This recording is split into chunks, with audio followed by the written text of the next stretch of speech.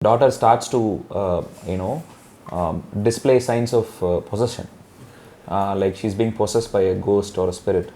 So the mother is not able to find help because it's lockdown and she can't go out, and she can't have other people visit the house as well.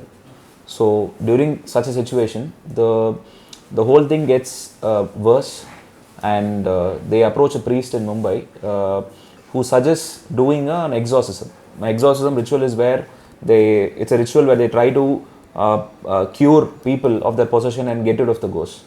So the exorcist in Bombay, he is not able to come to Chennai. So what he suggests is, we'll do an exorcism through a Zoom call.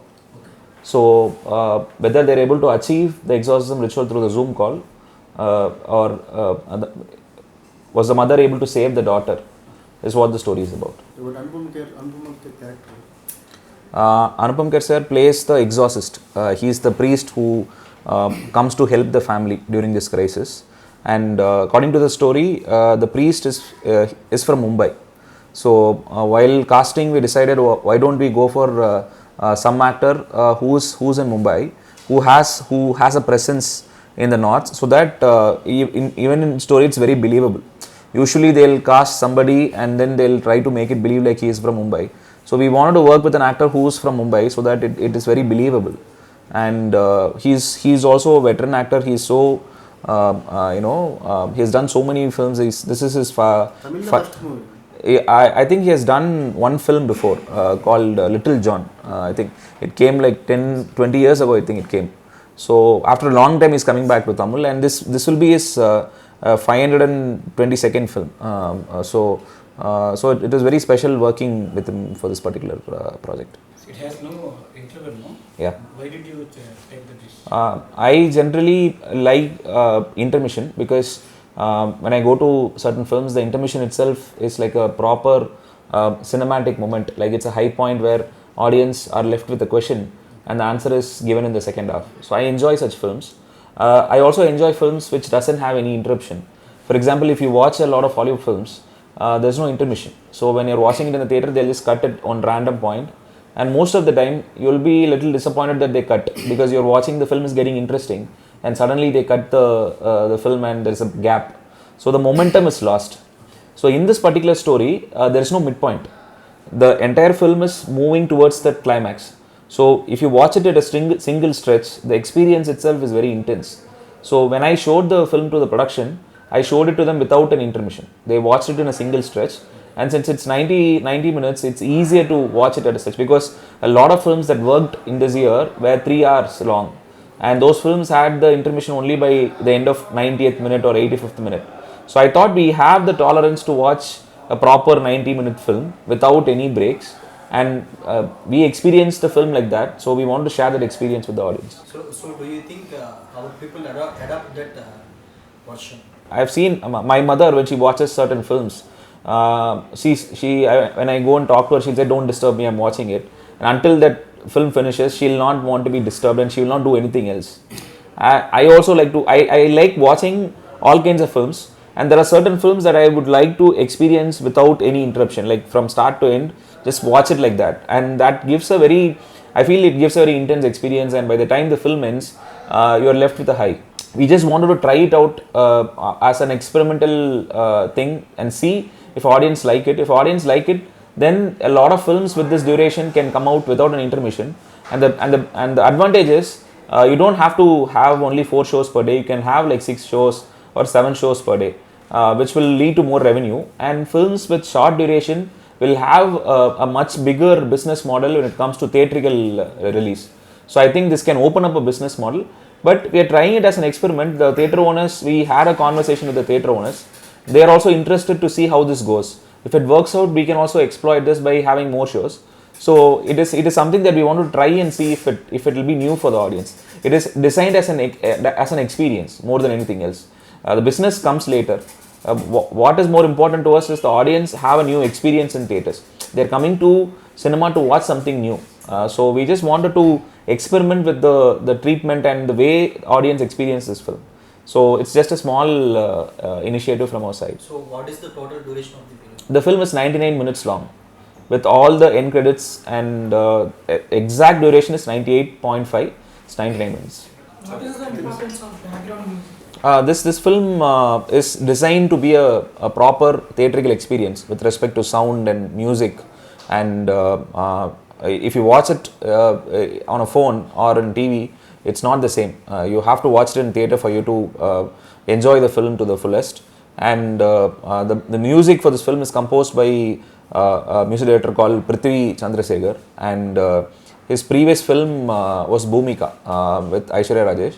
So he has done a very good job, and this film we spent close to 3 months just on the sound design and sound mix, so that the audience will be able to experience the we have done an Atmos mix for this film. So we wanted, because we have the theatres have come out better and bigger now. After the lockdown, a lot of theatres have renovated, and they are looking and sounding better. So we are making full advantage of the latest technology to ensure that the audience have a very good experience while watching the film. Coming to the any songs in? One song is there in the film. One song. The film starts off with a song. Coming to the Nayanthara, so you did it to Maya in 2015. Now, how is it working this gap? I always respect her as an actor, and that is the reason why I wanted to work with her in Maya. And the film was also successful. So naturally we had a relationship, we had a work relationship where we both respected and trusted each other. So for this film, she really liked the script, so she also wanted to come in as a production partner. So Nayanthara ma'am and Vigneshavan sir produced this film together under Rowdy Pictures. So even in this film, I feel the relationship and the collaboration was better in this film because she's also the producer. So she gave me the space and time that I needed to make this film. She was very particular about the standards. She wanted this film to look and sound like an international film. So there was a lot of resources and a lot of space that was given to me by the production to make sure that I make the best film possible. For making this film, did you take any advice from Vigneshavan? I narrated the script to him, and he really liked the script. That was the first meeting I had with him. The second meeting was when we finished the film and we showed the film to them. During the shoot, he was not there. He just said, "You do whatever you wanted to do." As a filmmaker, he understood that I need to go out and make my own film, because he as a filmmaker himself would know the importance of giving that space to another filmmaker. So he came back only after the film was finished. He saw the finished film. So in the remaining the middle 8 months, I had complete control over the film, and I had the freedom and the space to try out whatever I wanted to try. The whole story runs in a house now. Yeah. How could you keep engaged people in that small space? When a horror film happens in a familiar environment, familiar environment being house, we all spend most of our time at house, and that is our safe space. So when horror happens there, it's much more scary than if it happens in a graveyard or in a forest, because home is where you feel connected to the most. So this particular film, if you take a lot of classic horror films like Conjuring and Exorcist and a lot of films, all the films happen in a house, because that is where a family is supposed to feel safe. And when you introduce a horror element into it, it immediately becomes a connection point for the audience. We tried a lot of interesting techniques to make the film engaging for the audience from starting to end, because all these characters are from different places. So there will be around 4 different places, 5 different places in the film, and they're all connected through video calls. So it's not just one house. The other characters will be living in other places, and every one of them will be connected through video calls. And the way the shots are designed is in such a way that when you watch the film, you don't know what is going to come from where. You're always like waiting, or you're always anxious that something is about to happen. So we are trying to make it as suspenseful as possible for the audience. So when they're watching it, they're constantly sitting at the edge of their seat and waiting for something to happen. That is how we have tried to design the entire film. Are you believe God and ghost concept? When people ask me, have you seen ghosts and all that, I always tell them a ghost or God is something that you feel inside, feel from within.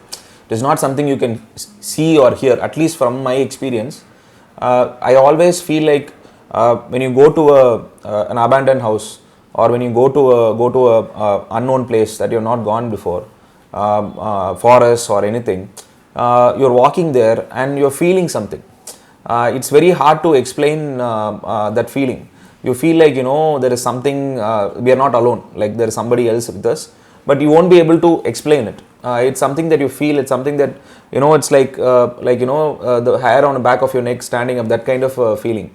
I've had that feeling lots of times because I'm very scared of darkness. Right from my childhood, if I get up in the middle of the night for water, I'll be very scared to go to the fridge and take water because I'm scared of going into the dark room. Even though I live in that house, during night I'm feeling scared to go. So whenever I visit a new place or go to or an unfamiliar place, I always have these emotions and instinct inside me. So I think that is what I try to take inspiration from for my horror films. This is your fourth horror film. Third horror film. You did all genres like that, horror Yeah, films, yeah. Maya, Yeah. Game Over. Yeah, yeah. So you like it? Yeah, I like horror genre a lot, and I feel that we have a demand for good horror films in India because there aren't a lot of filmmakers who make authentic horror films. For example, there was a Telugu film recently called Masuda, which was like a authentic horror film. I've not seen the film because of my work.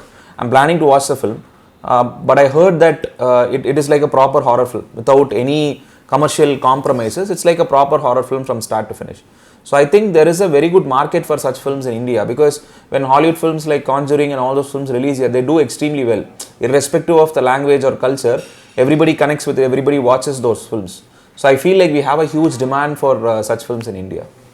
Are you interested to do films with Telugu heroes? Oh, definitely, because I really look up to a lot of actors and directors here, and I constantly try to watch Telugu films because since I don't understand Telugu, if it releases in Chennai, I'll wait and see if it has subtitles. So I saw recently Ante Sundariniki, I saw with subtitles. I really liked the film. Okay Jeevidam, I saw that film. I saw Sita, I saw that film. Triple R, obviously, I saw the film, and these films are very inspiring for me because they are also constantly trying to push the boundary, and even in the mainstream circle, they are trying to do something different.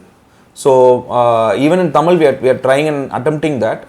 So I think Tamil and Telugu are Tamil, Telugu, Malayalam. I feel the South Indian industries are becoming very healthy now in trying out different films and all that. I hope that actors from Telugu work with Tamil filmmakers.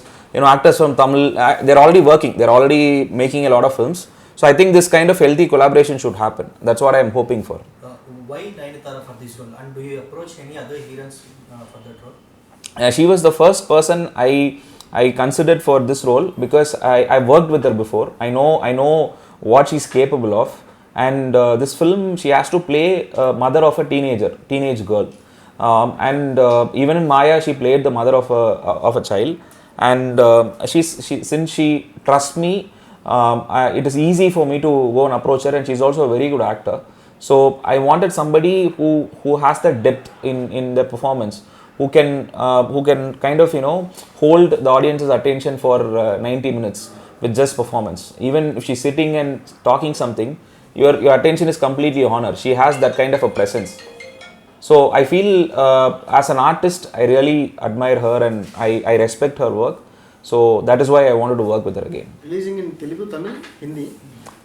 Tamil and Telugu, it's releasing on December 22nd. Hindi, it's releasing on December 29th. What about your future films? It's the same genre or you are trying to... No, I want to do other genres now. I want to try and see other things as well because I had other ideas before also, but what happens is when you make a horror film and it becomes successful, producers don't want to try other things. They want to make more horror films because it's safe. But this film was conceived during the lockdown. If lockdown was not there, I wouldn't have made this film. I got inspired during the lockdown. I wrote the script. Now lockdown got over, but the script was conceived during that period.